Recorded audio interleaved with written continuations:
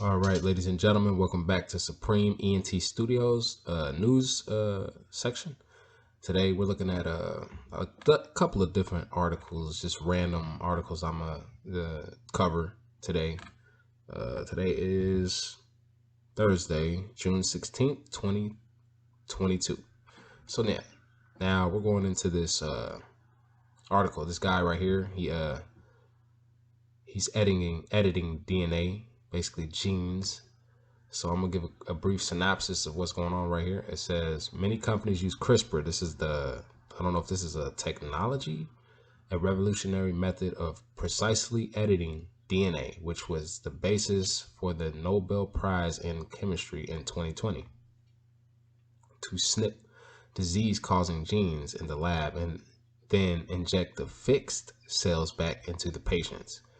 And Telia does that too, but it is its other gene editing platform which has grabbed eyeballs at Wall Street. The 3.6 billion market cap company has figured out how to use the CRISPR outside of the lab, inside a living human. Their work could have major implications in developing new drugs for genetic diseases that currently only have limited or no treatments. Entellus is the first to do in vivo genome editing in a systematic manner. I think that's the real differentiating factor for me, says Jack Allen, senior analyst at Bard Equity Research. So I'm gonna leave this link in the description. You can come out and you can check it out for yourself. But yeah, I don't think that we should be playing God. This could, backfire some way, somehow. Yep, it's a fresh article, June 16th. Fresh news for you guys always, every day. So, I'm gonna leave the link in the description. You guys can come check it out for yourself. All right, on to the next article here.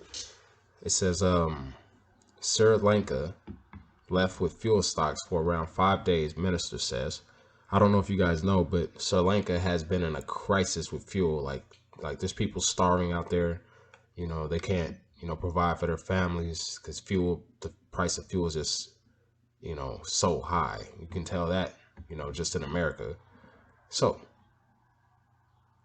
it says here, Sri Lanka's fuel stocks will last about 5 more days, as power and energy minister said on Thursday, as the island's nation awaits official confirmation from the Indian government for a new 500 million credit line for fuel. So they're waiting on this credit line so they can have fuel in their country once again. It says the country of 22 million people is caught in its worst financial crisis in 7 decades after its foreign exchange reserves dwindled to record lows, with dollars running out to pay for essential imports, including food, medicine, and fuel. So, yeah, it's looking pretty grim in Sri Lanka. It says we are struggling to get fuel supplies due to our forex issues, and the government is working to manage existing stocks of diesel and petrol until 21st June. He told reporters, "We are finding it very difficult to meet demand, and stocks could run out faster if we do not cut back on non-essential travel and stop hoarding fuel." So I mean, yeah, people probably flipping gas. Who knows, like what's going on here? Like when the PS5 first came out, everybody was scalping them, taking them and then flipping them, like, and no one could find one. So I'm not surprised that people are doing that with gas. But I'm gonna leave this link in the description. You guys can come check it out for yourself. All right, now we're here on the next article. WHO, that's the World Organization. I forgot exactly what that was. I forgot World Health Organization. There it is. All right. It says COVID-19 deaths rise, reversing a 5-week decline. After 5 weeks of declining coronavirus deaths, the number of fatalities reported globally increased by 4% last week, according to the World Health Organization.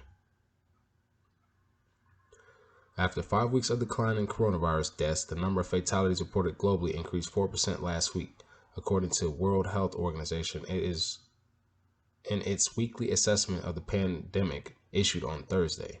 The UN Health Agency said there were 8,700 COVID-19 deaths last week, with a 21% jump in the Americas and a 17% increase in the Western Pacific. So it's back. It's back. And that's why my voice is so raspy. my cases are going around locally. It's pretty bad locally. So I'm like, holy crap. I mean, this is not like mind blowing because where I'm at is pretty isolated in Missouri, but man, I'm telling you, yeah. When I seen it on the news, I was starting to get sick. I'm like, holy crap! Like it was fast. So my throat is a little bit under the weather. I'm fighting it now, with some vitamin C or whatever. But yeah, it's back. It's definitely back. It's in my community, and I don't really even go nowhere, so I don't even know how I even got it. But I'm not gonna, get into no conspiracy theories or anything like it's in the water or something. But yeah, I'm gonna read a little bit more, and then and you guys can check this out for yourself. It says, WHO said coronavirus cases continue to fall, with about 3.2 million new cases reported last week, extending a decline in COVID-19 infections since the peak in January. Still, there were significant spikes of infection in some regions, with the Middle East and Southeast Asia reporting increases of 58% to 33% respectively. Because many countries have reduced surveillance and testing, we know this number is underreported. WHO Director General Tedros Adhanom Ghebreyesus, I don't know how to say that, said earlier this week. He said there was no acceptable level of deaths from COVID-19, given that the global community now has vaccines, medicines, and diagnostics to stop the virus. Yeah, which is kind of strange. I'm not going to go into more detail about that. While many rich countries in Europe and North America have mostly dropped their virus restrictions, China's extreme COVID-19 policies have meant more mass testing, quarantines, and sequestering of anyone who was in contact with a case. So I'm gonna leave this article here for you guys to wait a second.